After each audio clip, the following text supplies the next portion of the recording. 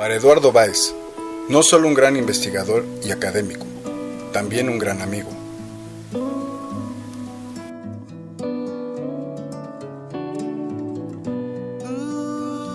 Tu alma gemela no es alguien que entra en tu vida en paz, es alguien que viene a poner en duda las cosas, que cambia en tu realidad, alguien que marca un antes y un después en tu vida. No es el ser humano que todo el mundo ha idealizado, sino una persona común y corriente, que se las arregla para revolucionar tu mundo en un segundo.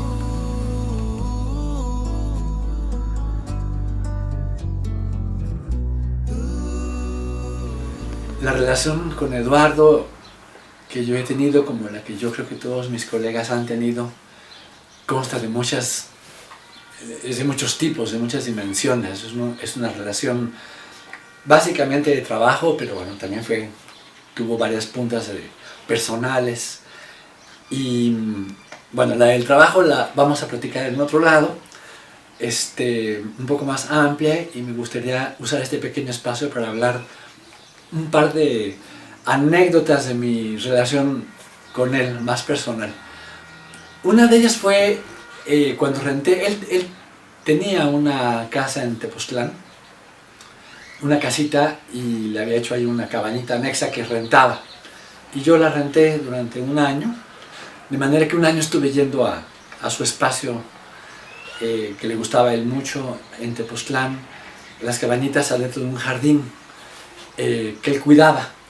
Y entonces ahí me tocó conocer un poquito al Eduardo jardinero, levantándose temprano y con sus tijeras y su sombrero de paja, pues podando los arbustos y cortando las florecitas, y tenía aquello así como muy, muy bonito, ¿no? También era capaz de tomar decisiones prácticas difíciles. Por ejemplo, había un árbol precioso, allá les llaman, creo que árbol del fuego, y pues el árbol tiraba mucha basura adentro de una alberquita que había por ahí. En algún momento se armó de fuerza y decidió tumbar el árbol, ¿no? Tuve oportunidad de trabajar con Eduardo Báez en 1984 en un proyecto que nos encargó el doctor Manuel Ortega, entonces subsecretario de Educación e Investigación Tecnológica, y fue realmente una experiencia maravillosa haber podido compartir con Eduardo todo lo que él sabía de investigación cualitativa, que para mí era una novedad en ese momento. Hicimos un proyecto de investigación largo, visitamos 12 escuelas, bachilleratos agropecuarios, y tuvimos experiencias, por un lado, muy enriquecedoras desde el punto de vista de la investigación cualitativa, y por otro lado muy divertidas desde el punto de vista de trabajo de campo. Recuerdo las discusiones sobre quién había tenido mayor problema, si los que habían sido invadidos por las cucarachas o los que habían sido invadidos por las hormigas. Recuerdo el continuo llamadas de atención a Eduardo porque manejaba como loco cuando nos desplazábamos de una escuela a otra.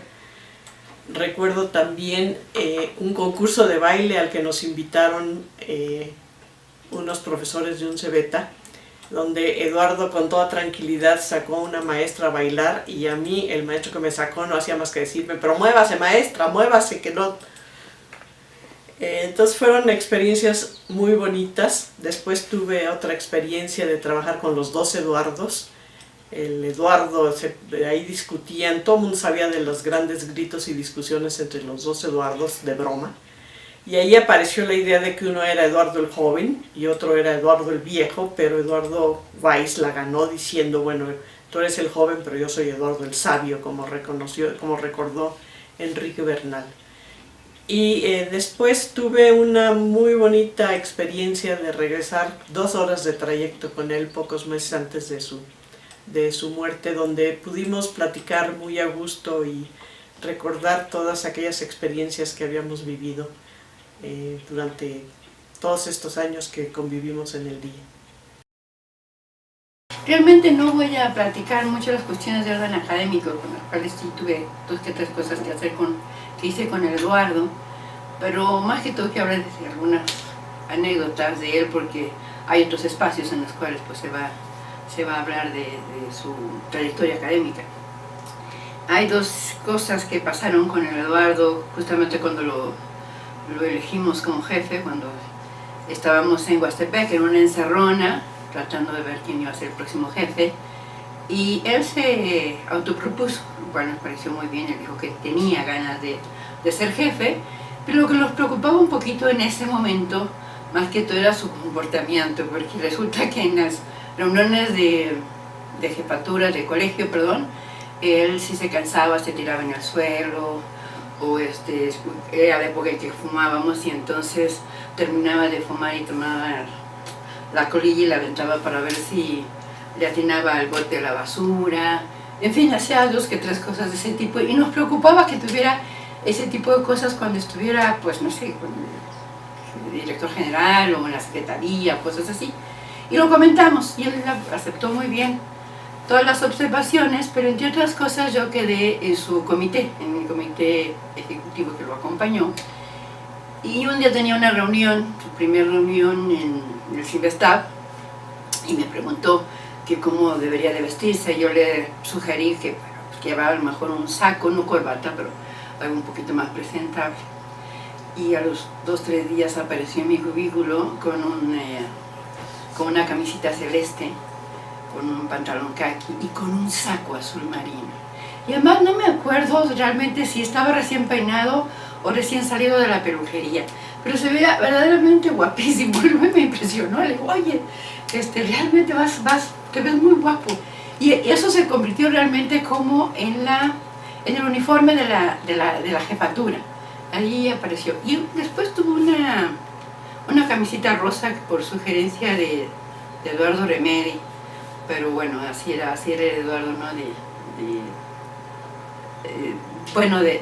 Tan fácil, digamos, como hacer observaciones, y él de muy buen talante las tomaba y las seguía, ¿no? También en alguna otra ocasión, de las cosas que yo llegué a compartir con él, fuera, digamos, del asunto del trabajo, fue el baile. A él le gustaba mucho bailar, y él, bueno, su esposa, Carmen, y mi marido y yo, compartimos muchas clases de danzón, y luego nos dio por el tango. Y incluso en alguna ocasión, pues en un intercambio que hubo con la Universidad de Buenos Aires, que organizó Remedi, fuimos todos para allá y nos inscribimos en unas clases de tango. Entonces en la tarde nos íbamos los 4 al tango, y luego nos quedábamos ahí a cenar y a ver bailar, y a bailar también, a practicar la clase. Y bueno, pues eran de esas cosas que se hacían con Eduardo, y seguro que muchos tuvieron una oportunidad de bailar con él, que le encantaba bailar y aprendió a bailar bastante, pues tomando clases y empeñándose mucho en practicar su baile. Muchas gracias. Conocí a Eduardo Báez en 1984, más o menos, que fue cuando ingresé yo a la maestría en Ciencias, en Investigaciones Educativas aquí en el DIE. Y él fue de los primeros maestros que tuvimos en aquella generación, con temas relacionados con teoría educativa, metodología. Le gustaba mucho él todo el tema de la hermenéutica y del Verstehen, y fue una clase muy interesante, muy profunda, con temas absolutamente nuevos para mí. En ese entonces, en el ámbito de la investigación educativa, este tipo de temas eran poco conocidos. La discusión educativa estaba más por el lado de la pedagogía, de la ciencia de la educación o de las ciencias de la educación, pero no de temas de carácter filosófico aplicados de esa manera a la investigación educativa. Eduardo fue el que nos introdujo en todo eso, y fue una experiencia muy interesante, no solamente por lo que aprendimos, sino también por algunas travesuras que como generación le hicimos a Eduardo Báez, que las tomó, por cierto, muy bien, y a partir de eso nuestra relación mejoró muchísimo. Me refiero a la relación de maestro con sus alumnos.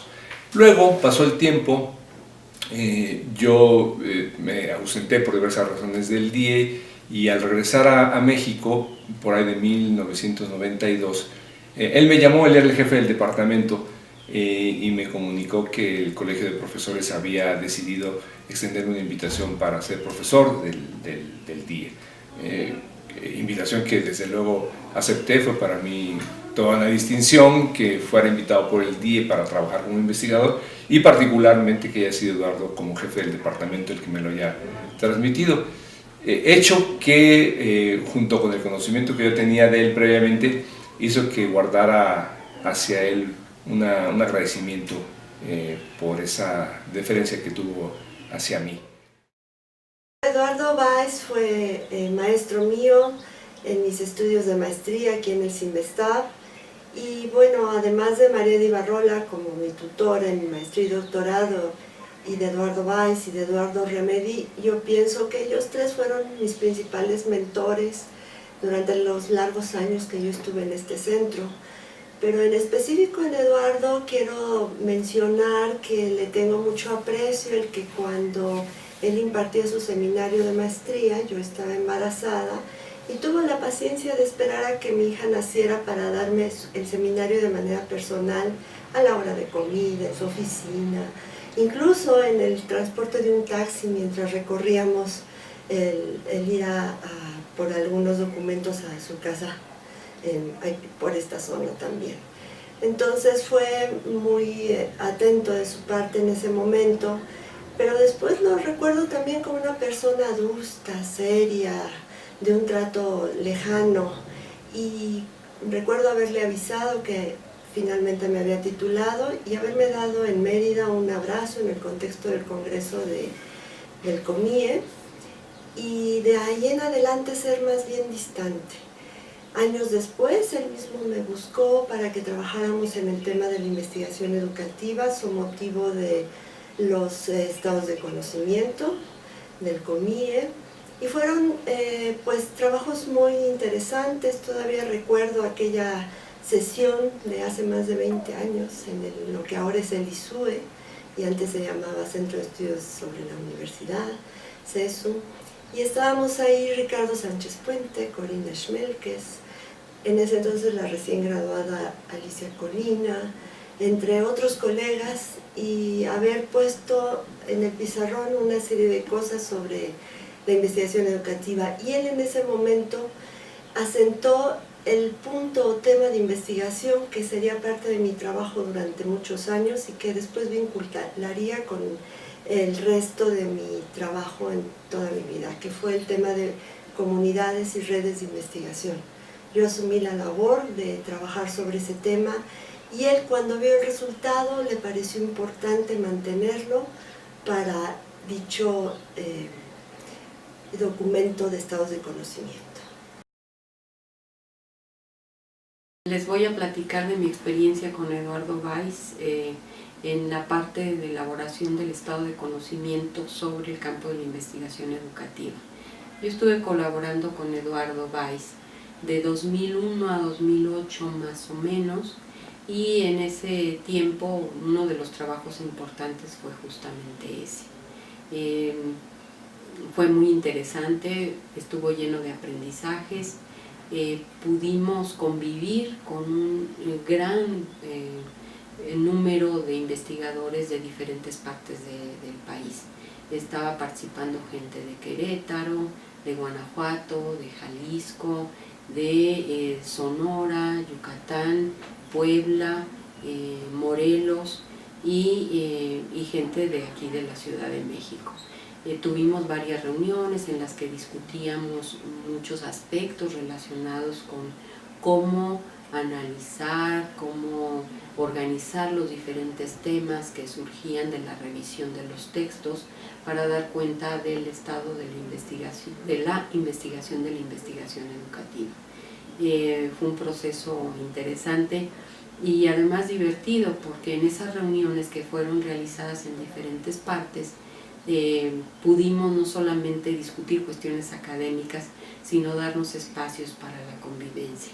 En ese sentido fue algo muy grato, que además tuvo sus productos académicos, y uno de los más importantes pues fue la publicación del propio volumen del campo de la investigación educativa en México. A partir de ahí, y con el producto de los diferentes estados de conocimiento, nosotros pudimos posteriormente retrabajar el estado de conocimiento de la investigación educativa en el país, haciendo una revisión de todas las referencias empleadas en los diferentes estados de conocimiento, y esto permitió después presentar un trabajo sobre la investigación educativa a través de los diferentes campos de conocimiento. Finalmente, bueno, pues fue una experiencia muy gratificante para mí en compartirla con Eduardo Báez. Bueno, hablar de Eduardo Báez me implica recuerdos sumamente maravillosos. Teníamos permanentemente encuentros para discutir textos, particularmente algunos trabajos que yo publiqué. Antes se los presentaba a Eduardo, ¿no?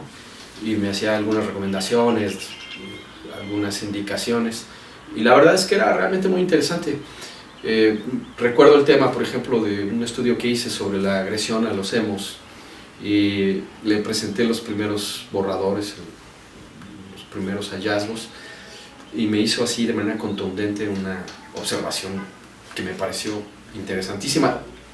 Me dijo, es que, ¿sabes qué? Es muy interesante que des cuenta de cómo vivieron los emos este proceso, pero también sería muy enriquecedor que nos expliques cómo significaban la violencia contra los emos algunos otros colectivos, ¿no? Como los darketos, los góticos, los metaleros, etc. Bueno, fue tan contundente su planteamiento que me hizo reconsiderar algunas interrogantes del estudio y regresé a campo, ¿no?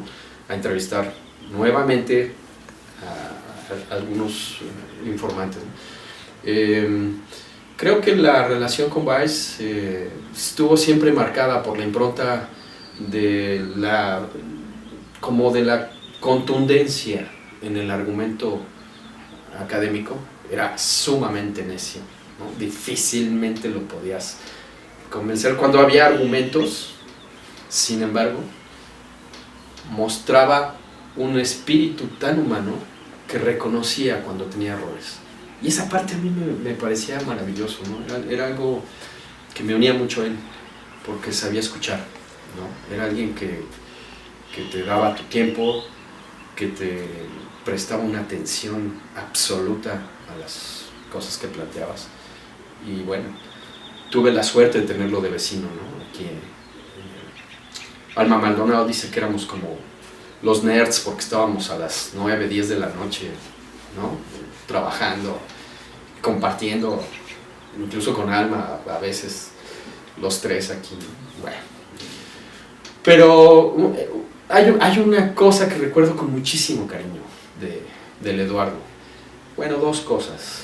Cuando había un rollo de fútbol a nivel mundial, siempre me invitaba a que bajáramos a la biblioteca, ¿no? A ver con los chicos el fútbol. Y me acuerdo que siempre se posicionaba irremediablemente del lado del equipo mexicano, ¿no? Era algo que me encantaba. Yo decía, bueno. El otro tema es que una vez vino por mí y me dijo, oye, vamos al mercado, te invito a comer, ¿no? Hay unos mariscos buenísimos. Órale, vamos. Pero tengo algo que decirte y quiero hablar contigo seriamente de un asunto. Órale. Yo la verdad es que era una intriga para mí de que quería hablar y en medio de un cóctel, ¿no? Aquí en el mercado sobre Roel. Bajamos, estábamos comiendo y en algún momento ya, pues prácticamente, ¿no? Le dije, a ver, maestro, ya cuéntame, ¿qué me quieres decir? Y me dijo, fue así también contundente. ¿Sabes? Cuando tú naciste y te cambiaban pañales, la Justa y yo tallábamos en piedra las leyes de la etnografía. O sea, bueno, fue algo que no me lo esperaba, ¿no? Fue contundente y aleccionador en muchos sentidos, ¿no? La verdad es que yo consideré que siempre había algo que aprender, ¿no? No siempre estábamos de acuerdo y eso es algo que se podía expresar con Eduardo y me parece muy valioso, ¿no? La verdad lo extraño muchísimo. Muchas gracias. Yo tuve la fortuna de conocer al doctor Eduardo Báez en una entrevista que me hicieron para participar en un proyecto sobre la tutoría en la escuela secundaria. Después tuve la fortuna de compartir otros proyectos como telebachillerato comunitario y un proyecto sobre prácticas docentes. Eduardo, como investigador y como coordinador de proyectos, era una persona muy sistemática, muy abierta a escuchar sugerencias, pero también muy claro cuando algo no le parecía. También era una persona muy práctica. En particular me acuerdo en alguna ocasión, después de una sesión preparatoria para trabajo de campo, le preguntamos, ¿y ahora qué sigue? Y él nos contesta muy firmemente. Lo que sigue es que lean y se informen mucho para que mañana hagamos preguntas inteligentes. Bueno, pero no todo era trabajo. Lo que me gustaba mucho de Eduardo es que así como planeaba las visitas a las escuelas, también planeaba las visitas a lugares turísticos y de baile. Recuerdo mucho en particular en alguna ocasión que veníamos de regreso de Ciudad Juárez, después de un extenuante día de trabajo de campo, y él empezó a preguntar a los maestros qué lugares de baile había en Chihuahua. Para no hacerles el cuento largo, terminamos visitando 3 lugares. A él le encantaba bailar mucho, ese es un recuerdo muy bonito que tengo de él. Y el otro es que estando en Chihuahua, también en esa misma visita, fuimos al Museo Menonita, en Ciudad Cuauhtémoc, Chihuahua, en donde tengo un grato recuerdo porque me acuerdo en particular cómo Eduardo platicaba en alemán con el personal del museo, y cuando íbamos recorriendo las distintas salas, él me iba explicando para qué se utilizaban los distintos utensilios que estaban en el museo, ¿no? Me acuerdo en particular de por ahí algún utensilio de cocina donde él me decía que su abuelita utilizaba ese utensilio para cernir la harina, ¿no? Que su abuelo, cuando fuimos a la parte del establo y demás, utilizaba un aparato para sembrar cosas y demás. Entonces, para mí fue conocer otra faceta de Eduardo, porque fueron como recuerdos de su niñez y de su juventud, y me siento afortunada de haber compartido esa visita con él. Yo conocí a Eduardo Weiss desde los 80s, hace muchísimo tiempo, y conocí muchas facetas de su ser, de su actuar, y a mí me gustaría contar 2 cosas en lo profesional. En lo profesional, Eduardo Weiss se enganchaba muy fácilmente en proyectos de investigación y enganchaba a mucha gente, tanto colegas como alumnos. Pero él no solo enganchaba compañeros, sino él también se enganchaba en los proyectos de los compañeros y de los alumnos. Entonces se involucraba en esto, en lo otro y en más allá. Otra cosa que también quería decir es que él entraba a cualquier tipo de proyecto con una confianza tremenda. Después, a lo largo del tiempo, entendí que él entraba a cualquier proyecto porque confiaba mucho, conocía muy bien su capacidad de trabajo y también su compromiso que tenía. Entonces podía entrarle a cualquier proyecto con amplia confianza. En lo personal me acuerdo de dos estampitas que me divirtieron mucho. Una fue una vez que los alumnos los representaron a los profesores del día en una especie de obra de teatro, de representación. Entonces Eduardo le estaban haciendo burla de la representación que habían hecho de él. Y entonces a lo que él respondió, sí, dice, fue muy chistosa mi personificación, pero a mí me interpretó la alumna más bonita. Y otra cosa que también me acuerdo mucho son de las discusiones académicas internas entre Eduardo Remedi, quien se autodenominaba Eduardo el Joven, con Eduardo Weiss, quien se autodenominaba a su vez como Eduardo el Sabio. No el viejo, sino el sabio.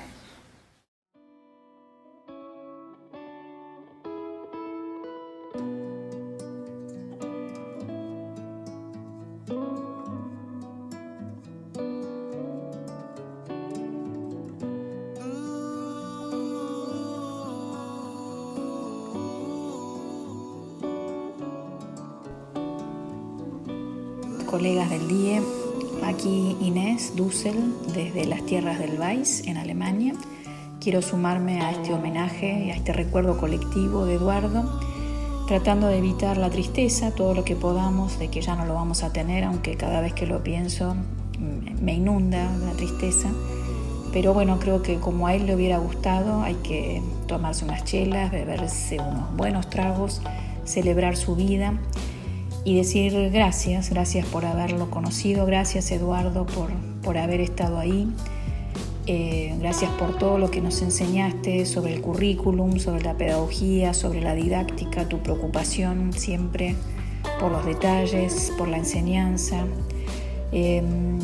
Y quiero también darte unas gracias muy personales. Sé que sin tu insistencia probablemente yo no estaría en el DIE, y eso, bueno, te lo dije y aprendí mucho de ti en cada uno de nuestros encuentros y nuestras conversaciones, cubículo a cubículo y compartiendo seminarios todos estos años.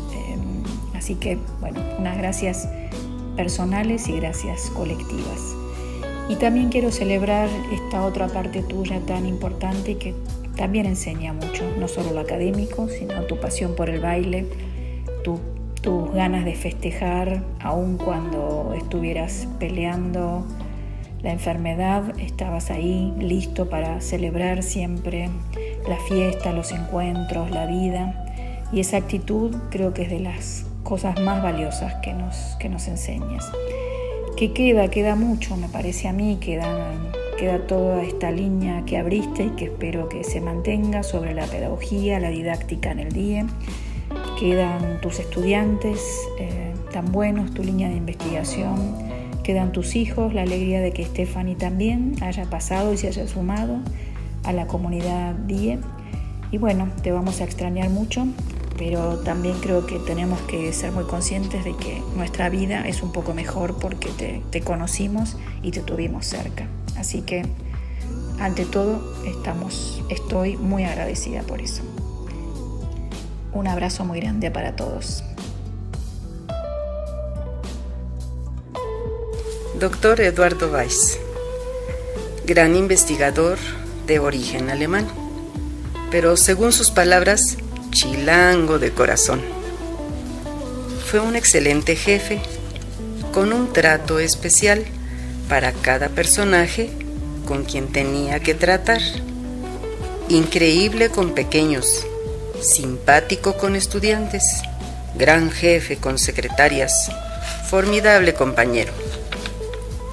Muy atento al solicitar trámites en la administración, los cuales se resolvieron con gran satisfacción. Tendríamos mucho que decir, pero así terminamos esto. Se te extraña, Eduardo Weiss.